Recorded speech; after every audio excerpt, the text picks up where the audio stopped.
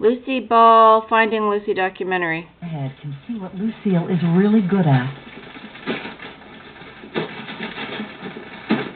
In the opening scene, she's doing this sort of shtick with the typewriter ribbon. It's getting all over the place, and she had a wonderful ability to make us see what she was thinking. She's typing away. We know that the ribbon has come away from the keys, and she's, sort of like going along and typing away anyway, as if she might be fooling somebody. All right. So this lady, media studies, bullshit studies, is saying that, she appreciates that she can know exactly what Lucy Ball is thinking. Okay, well, brilliant. Now, isn't that what they're always after? They want to know what they're thinking. And the only way you can do that is Lucy Ball has got to be extremely self-conscious that someone is looking at her. That is the difference. Self-consciousness, anyone who's actually looked into the origin of mysteries, the origin of philosophy, things, knows that self-consciousness is what happened at the beginning. In the Garden of Eden, God gave them, they were self-conscious because they were hiding. They saw that they were naked and they were hiding. Then the gods, or whoever they were, said, where are you? And they said, where we were hiding. And so they said, well, here, wear some clothes then. Still come out. We still want to know what you're thinking. I don't know. I don't know what the hell is going on here. But there's definitely one absolute, and that is self-consciousness. And from philosophy that works, whether it's east or west, we know that self-consciousness is not good. It doesn't lead to anything good. This is basically where it led us to. Here's The Grudge in 2004. Now that was movie circa 2004. And there's she's wearing the hairstyles that they want everybody to be wearing, this long in-your-face hairstyle. That's The Grudge, okay? Now what happened between The Grudge, 2004, and only about 50 years before that? Well, a lot of things happened. But first I want you to just lock in to that self-consciousness thing, and maybe we shouldn't be self-conscious anymore. We had, like I said, a kind of a golden era at the end of the 70s and into the 80s. They didn't expect that.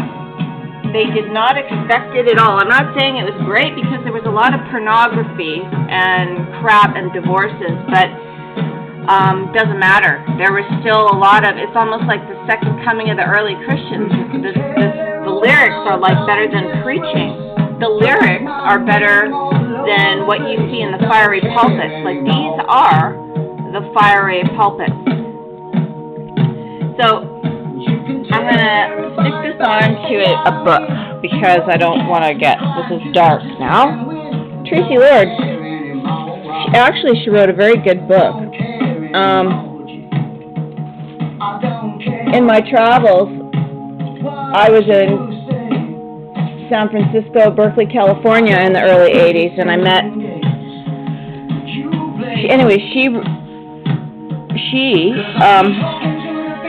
sorry, it's dark. She wrote a very good book.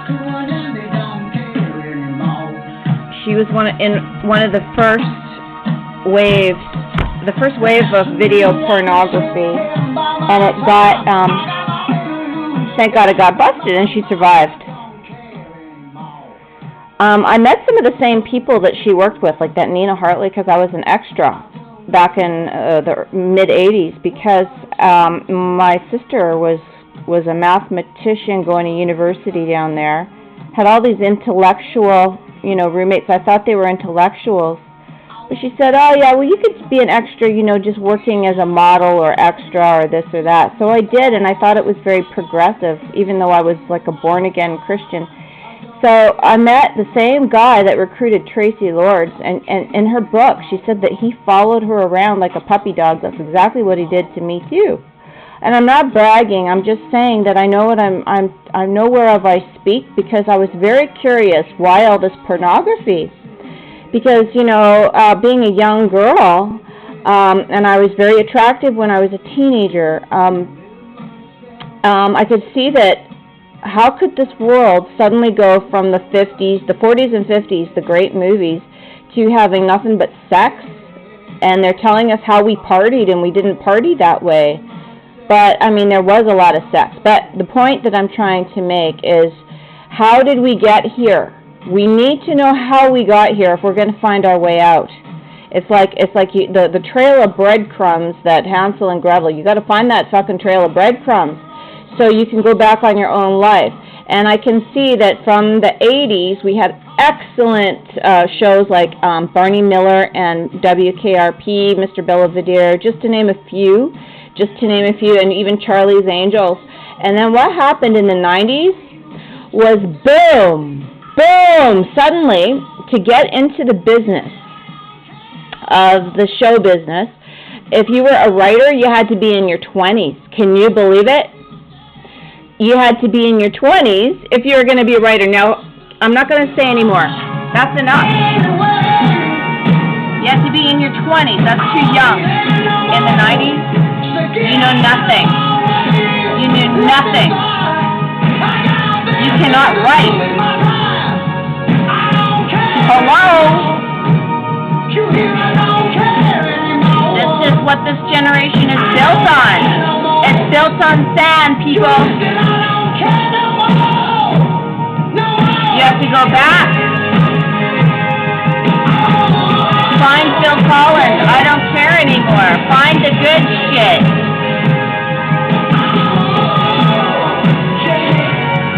They're not self-conscious.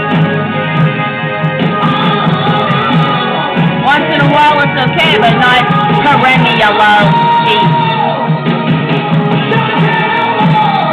And maybe the answer is just not to care anymore. Whoever it is that clothes these people, and they need, like that lady said about Lucy Ball, she said, oh, it's so good to know what they think. Why do you need to know what she thinks? Why do you need it to be so fucking obvious?